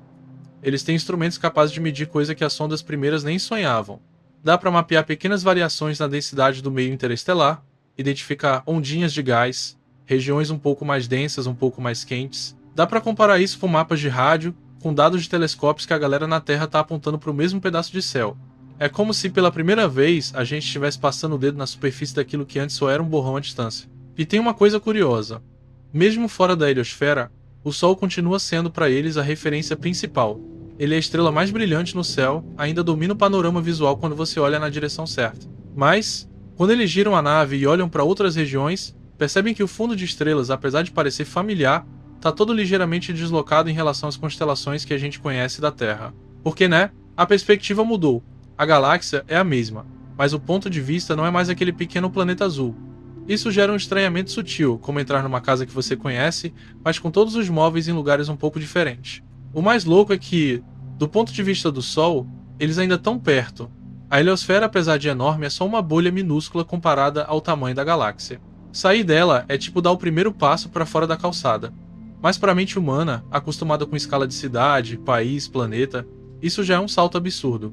A tripulação sabe que, se olhasse para trás com instrumentos sensíveis, ainda conseguiria ver a heliosfera como uma região onde o plasma se comporta diferente. Eles pensam nisso meio como uma concha vazia que ficaram para trás, uma bolha de sabão luminosa dentro da qual a Terra, os planetas, tudo que a gente conhece, continua girando sem fazer ideia de que uns poucos malucos cruzaram a membrana. Com a travessia concluída, o plano de voo dá uma leve atualizada. Agora os parâmetros de navegação incluem não só a gravidade do Sol, mas também pequenos empurrões causados por irregularidades do meio interestelar e por encontros com nuvens de gás mais densas lá na frente. A nave, que antes se orientava muito pela rosa dos ventos solares, passa a usar como referência campos magnéticos, galácticos e estrelas de fundo mapeadas com precisão absurda. É como trocar um GPS de cidade por um mapa de navegação oceânica, muda a escala, muda o jeito de pensar a rota. A tripulação, por sua vez, precisa encaixar na cabeça a ideia de que, agora, qualquer caminho de volta para casa é longo demais para caber numa vida. Não é só questão de virar a nave e ligar o motor. A energia, o tempo, tudo joga contra. A viagem deixou de ser algo reversível de forma simples e virou de fato um mergulho. Eles estão oficialmente fora da bolha do Sol, respirando metaforicamente o ar da galáxia. E, mesmo que a nave continue sendo o mesmo cilindro de metal e circuito por dentro, o que tem do lado de fora mudou de nome. De sistema solar passou a ser espaço interestelar. E isso, por si só, já é uma virada de página na história da espécie. A primeira coisa que bate, depois que eles cruzam o limite daquela bolha do Sol, não é um efeito visual gigantesco, não é um muro colorido no espaço, nada disso. É o silêncio diferente. O silêncio de saber que o que está do lado de fora da casca da nave já não foi limpo pela atividade do Sol. A nave continua seguindo, constante, e a tripulação começa a reparar que as medições dos instrumentos apontam para um ambiente que, embora pareça vazio, está longe de ser um nada. O meio interestelar é ralo, muito ralo, mas não é um vácuo perfeito. Tem átomo perdido, íon, campo magnético da galáxia, tem partículas de poeira cósmica do tamanho de grão de fumaça. É tipo entrar num nevoeiro tão fraco que o olho não vê, mas os sensores acusam na hora.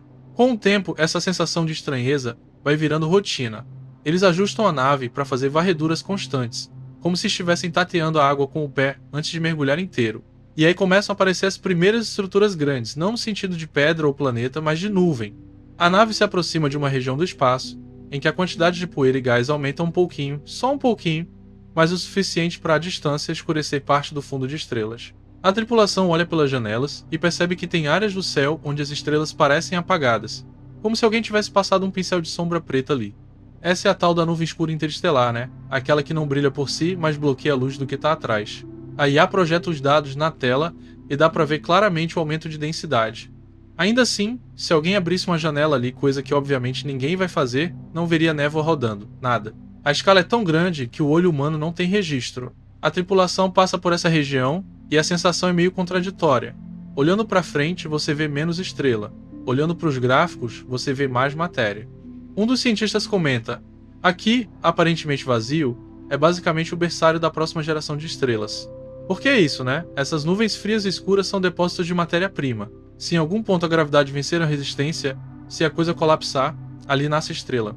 Depois dessa passagem por uma região mais escura, a rota da nave é ajustada para tangenciar uma nebulosa emissora, aquelas coloridas que a gente vê em foto de telescópio. De longe, ela aparece como um borrão pálido, quase imperceptível. Conforme eles se aproximam, a luz difusa vai ficando mais forte e ganhando cor. A IA precisa até reduzir um pouco a sensibilidade de algumas câmeras porque o brilho em certos comprimentos de onda é bem intenso. Quando a tripulação finalmente olha com os sensores calibrados certinho, a visão é um negócio que, se fosse pintado, iam dizer que o artista exagerou.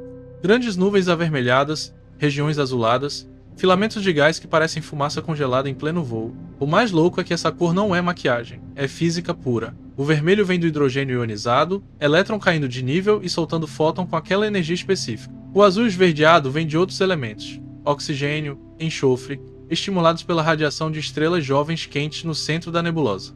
A tripulação observa e, ao mesmo tempo, a equipe de ciência vai explicando. Essas estrelas recém-nascidas, super energéticas, estão soprando vento e luz em tudo, esculpindo a nuvem. Dá para ver regiões onde o gás foi empurrado, formando cavidades, pilares, estruturas que parecem colunas apontando para essas estrelas mais ferozes. É literalmente o caos moldando beleza.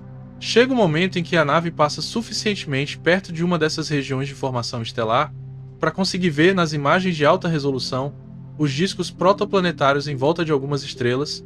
São pequenos anéis escuros recortados contra o brilho do gás iluminado, lugares onde poeira e rocha estão se ajuntando devagar, muito devagar, para um dia virarem planetas. Alguém olha para aquilo e solta. É tipo ver a foto de ultrassom do sistema solar, só que de outra família.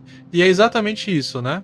A galera ali tá testemunhando, quase de camarote, cenas incrivelmente parecidas com o que aconteceu há bilhões de anos na nuvem que deu origem ao Sol e à Terra. A diferença é que agora eles são visitantes, turistas cósmicos. Enquanto isso, a própria nave sente efeitos sutis ao atravessar regiões com densidade um tiquinho maior de gás e poeira.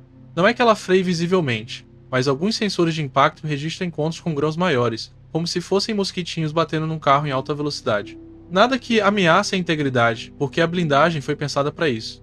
Mas é outro lembrete de que vazio interestelar é bem mais cheio do que o nome sugere. A IA aproveita esses impactos para estudar o tamanho dos grãos de poeira, a composição, como se estivesse coletando a amostra de areia de praia de cada pedaço da galáxia que atravessa.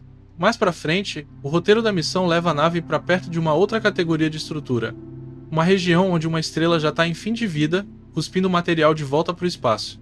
A primeira que eles cruzam é uma nebulosa planetária, que apesar do nome, não tem nada a ver com planeta. É o fantasma de uma estrela parecida com o Sol, que soprou suas camadas externas para longe, deixando um núcleo quente no centro. De longe, a nebulosa parece um anel ou uma bolha luminosa flutuando na escuridão. De perto, dá para ver as camadas de gás expandindo, detalhadas, com fios e grumos, cores variando conforme a composição local. O núcleo estelar, no meio dessa nebulosa, é um ponto branco extremamente brilhante, uma anã branca. A tripulação foca instrumentos nela e vê um objeto minúsculo em tamanho, mas com gravidade tão insana que um dedal daquele material pesaria toneladas. É, de certa forma, o futuro do próprio Sol, quando ele também tiver passado da fase de gigante vermelha e jogado fora suas camadas. Um dos tripulantes, olhando a cena, comenta: a gente está literalmente vendo um spoiler do final da nossa própria estrela. Dá um arrepio porque essa nebulosa, ao mesmo tempo que é linda, é um lembrete de que nada dura para sempre. Nem estrela, nem planeta, nem biosfera. A nave segue mais adiante para a região influenciada por uma estrela muito mais dramática. Uma supergigante em fim de vida. Ela ainda não explodiu, mas já está perdendo massa, soltando vento forte, criando bolhas e conchas de gás ao redor. O brilho dela é tão intenso que a nave precisa olhar um pouco de lado, usando filtros, para não saturar tudo. Em volta, o gás iluminado forma arcos, choques, regiões que lembram ondas de choque de explosão. A equipe comenta que, em escala de tempo astronômica, aquilo ali é praticamente uma bomba-relógio. Mais cedo ou mais tarde, essa estrela vai colapsar e virar uma supernova, lançando elementos pesados para todo lado. Aquelas coisas que estão no sangue, no osso, no metal da nave, nasceram em explosões assim. Esse contraste entre berçário de estrela e leito de morte estelar começa a afetar a tripulação de um jeito meio filosófico. Eles percebem que o que estão vendo não é só cenário bonito, é literalmente o ciclo da matéria rolando ao vivo. O gás frio que se junta para formar a estrela que nasce e ilumina, gera elementos pesados no núcleo, morre, devolve tudo para o meio interestelar, que depois colapsa de novo e forma outra geração de estrela, outro conjunto de planetas. Em algum momento lá atrás, esse ciclo gerou o Sol, a Terra, e na sequência gente capaz de construir uma nave e voltar para olhar o processo. É um loop gigantesco, e eles estão bem no meio da engrenagem. No meio dessas observações todas, a nave precisa manter uma certa prudência, porque algumas regiões são ativas demais.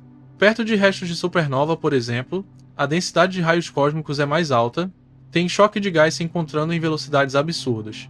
A rota é desenhada para passar na borda dessas áreas, o suficiente para estudar, mas sem fritar ninguém. Os detectores de raio-x e gama trabalham pesado, captando emissões energéticas que revelam detalhes de choques entre nuvens, turbulência de plasma, campos magnéticos retorcidos. É uma dança violenta, que de longe vira foto de papel de parede, mas de perto é física bruta em tempo real. E tem também as nebulosas de reflexão, aquelas em que o gás e a poeira não brilham por conta própria, mas refletem a luz de estrelas por perto, assumindo um tom azulado sutil. A nave atravessa uma região assim, e pela primeira vez a tripulação vê uma espécie de neblina tênue pela janela.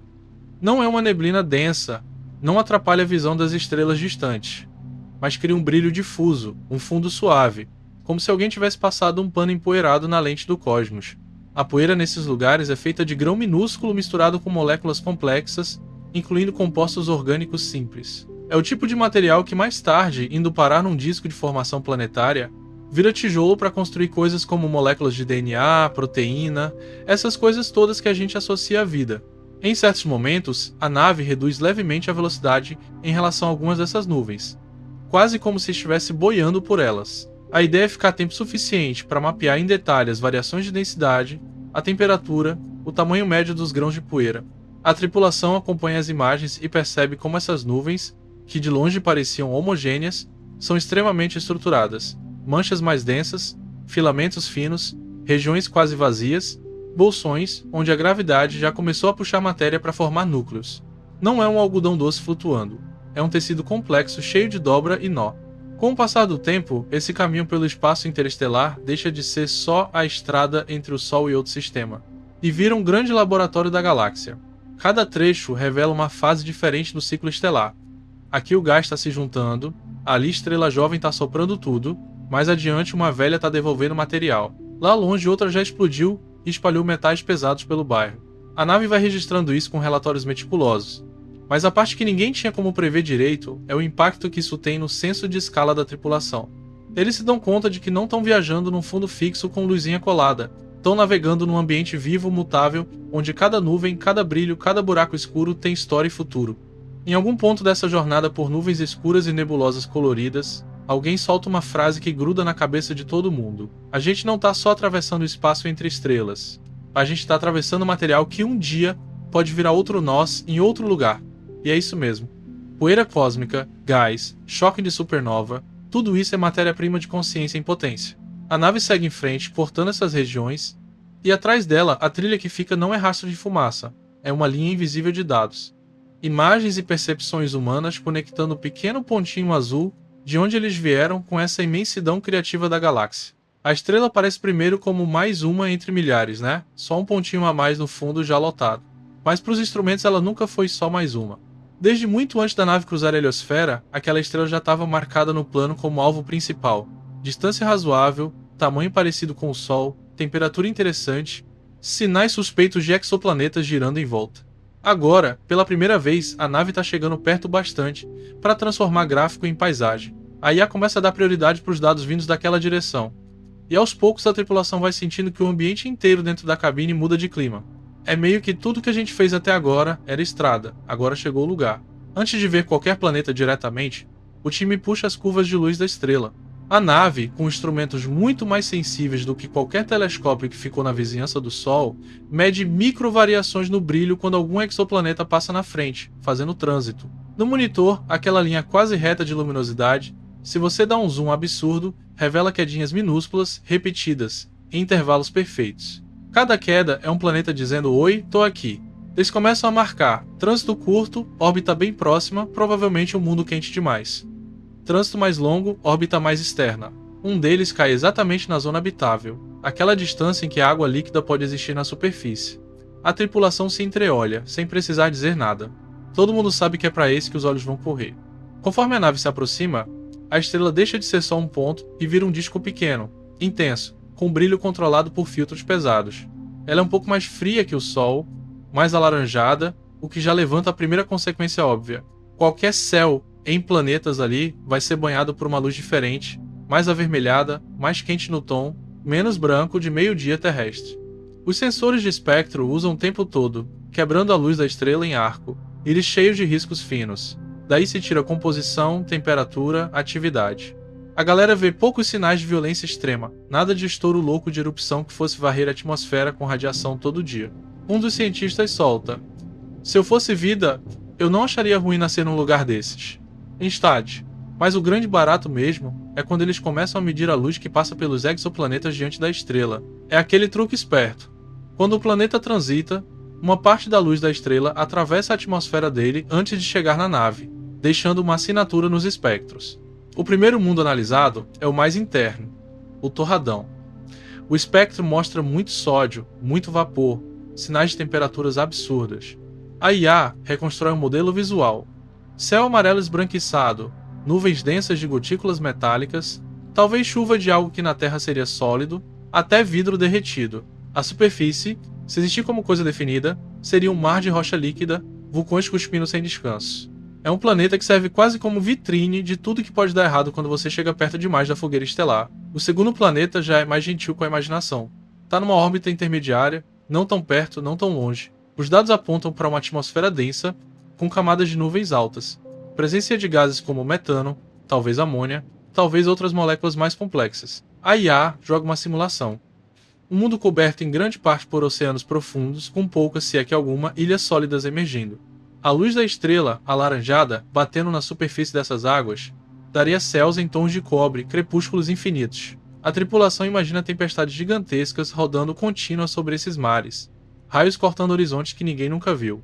Se existe vida ali, ela provavelmente mora no mar, pendurada em química complexa, em colunas de nutrientes subindo das profundezas. Mas é o terceiro exoplaneta, o tal da zona habitável, que prende todo mundo.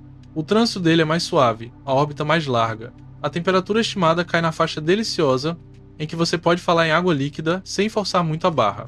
Os instrumentos vão trabalhando feito loucos para arrancar qualquer informação da luz filtrada pela atmosfera.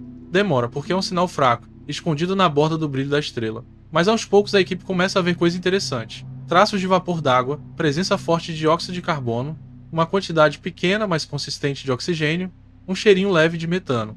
Separados, esses gases podem ser só geologia. Juntos, em certas proporções, parecem bem com aquele tal desequilíbrio que a gente na Terra associa a processos biológicos. O clima dentro da nave fica tenso de um jeito diferente.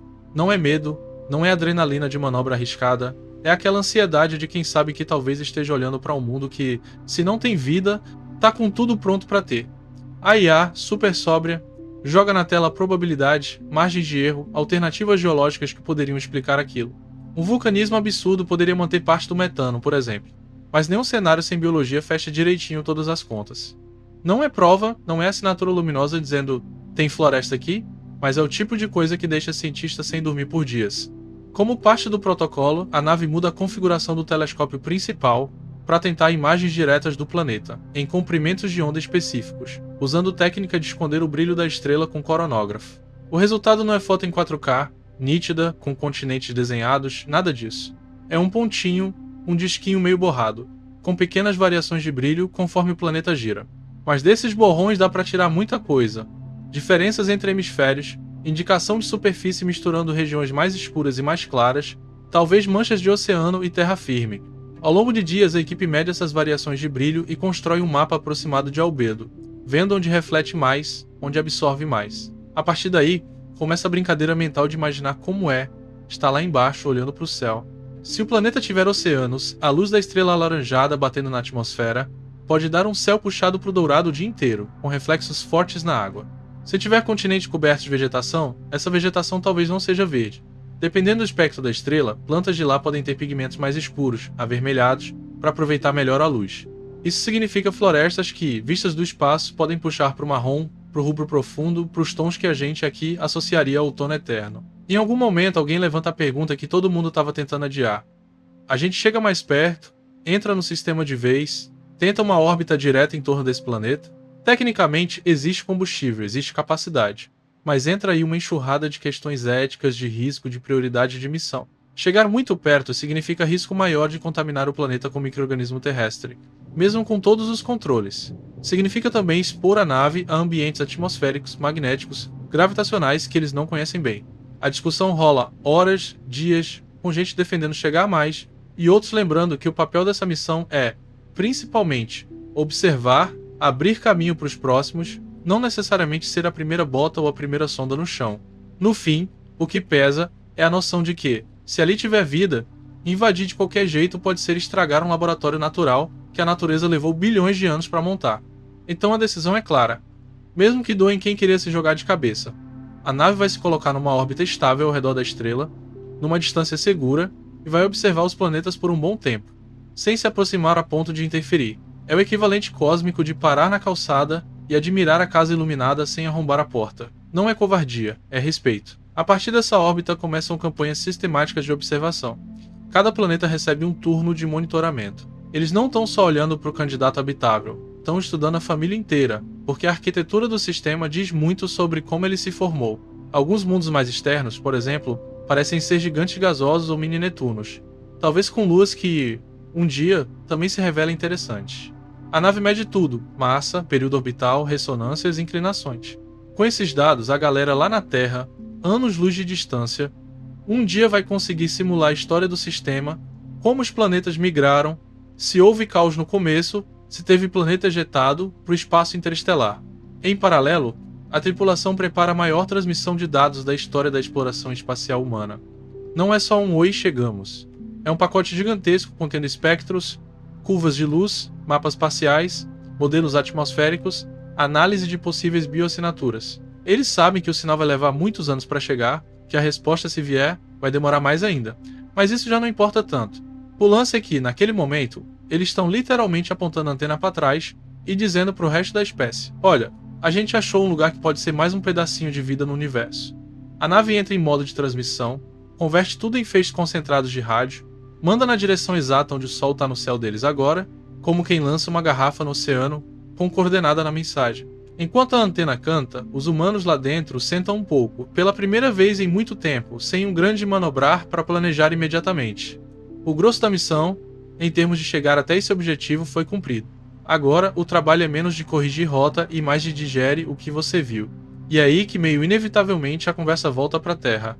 Depois de olhar para um planeta com sinais promissores de vida, depois de ver oceanos possíveis, céus estranhos, florestas hipotéticas de cor bizarra, a mente faz o caminho natural: comparar com o que eles deixaram para trás. A Terra, nesse ponto da viagem, é um ponto tão ridiculamente fraco nos sensores que a maioria dos olhos humanos nunca iria conseguir achar sem ajuda. A IA mostra na tela: Sol nesta direção, distância aproximada x, Terra, se devidamente resolvida, estaria naquele minúsculo cone aqui. A tripulação olha para aquele pedaço de nada e sabe que ali estão todos os mares reais que eles conhecem, todas as florestas de verdade, todos os rostos que eles lembram. O candidato habitável que eles acabaram de estudar pode ter vida, pode ter oceano, pode ter céu lindo, mas ainda é conceito dado, hipótese. A Terra não. A Terra é lembrança, cheiro, barulho de vento nas árvores, barulho de cidade, chuva batendo em janela. Esse contraste bate forte. Um dos tripulantes admite em voz alta que, em algum ponto da missão, começou a ver a Terra quase como objeto de estudo, mais um ponto azul num gráfico. Mas, olhando para esse sistema novo, com planetas tão estranhos e ao mesmo tempo tão próximos no conceito, vem uma espécie de resgate emocional. Ele fala algo como: ver que podem existir outros mundos vivos não diminui a nossa casa, só aumenta a responsabilidade que a gente tem com ela. Ninguém discorda. A ideia de que a vida pode ser um fenômeno comum na galáxia é reconfortante e assustadora ao mesmo tempo. Reconfortante porque a gente talvez não esteja sozinho. Assustadora porque, se mesmo sendo comum, ela exige esse grau de condição específica, então cada caso é um milagre estadístico à sua própria maneira. Esse regresso simbólico começa ali, dentro da cabeça de cada um. Não é a nave que vira e volta, porque fisicamente isso não faz sentido no prazo de vida humana. É a consciência que faz o caminho de volta, tipo elástico. Eles olharam para fora até o limite, atravessaram o sistema solar, passaram pela borda da heliosfera, cruzaram nuvem interestelar, chegaram num sistema com planetas que podem ser tudo aquilo que a ficção sempre sonhou. E no final, o que volta a doer e ao mesmo tempo aquecer é aquele pontinho azul palidez absurda escondido num canto do mapa. A tripulação continua seguindo adiante, aprofundando observações, planejando próximos alvos. Mas por dentro, todo mundo sabe que, aconteça o que acontecer ali na frente, o ponto de referência definitivo está do outro lado da escuridão, naquele lugar em que o céu é azul, porque a água resolveu ser gasosa numa camada certa e a vida resolveu pintar o chão de verde só para variar o espectro. A nave segue, o sistema de exoplanetas vai ficando um pouco mais familiar a cada curva de luz registrada, e as mensagens que eles mandam, embora cheguem muito depois, carregam sempre esse tom duplo. Maravilha pelo que foi encontrado. E uma saudade tipo: a gente queria que vocês vissem isso, mas também queria estar aí vendo o pôr do sol de casa. E é nessa tensão entre o extremo distante e o quintal que a viagem continua, agora com a certeza bem clara, quase dolorida, de que procurar outros mundos não é, no fim das contas, sobre fugir da Terra, mas sobre entender melhor por que ela, do jeito torto, frágil e único que é, acabou sendo o primeiro lugar onde o universo aprendeu a se olhar no espelho.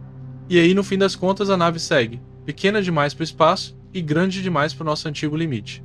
A tripulação olha o pontinho azul perdido lá atrás, olha o novo sol lá na frente, respira fundo e entende. Explorar é isso, né? Ir longe para lembrar de casa.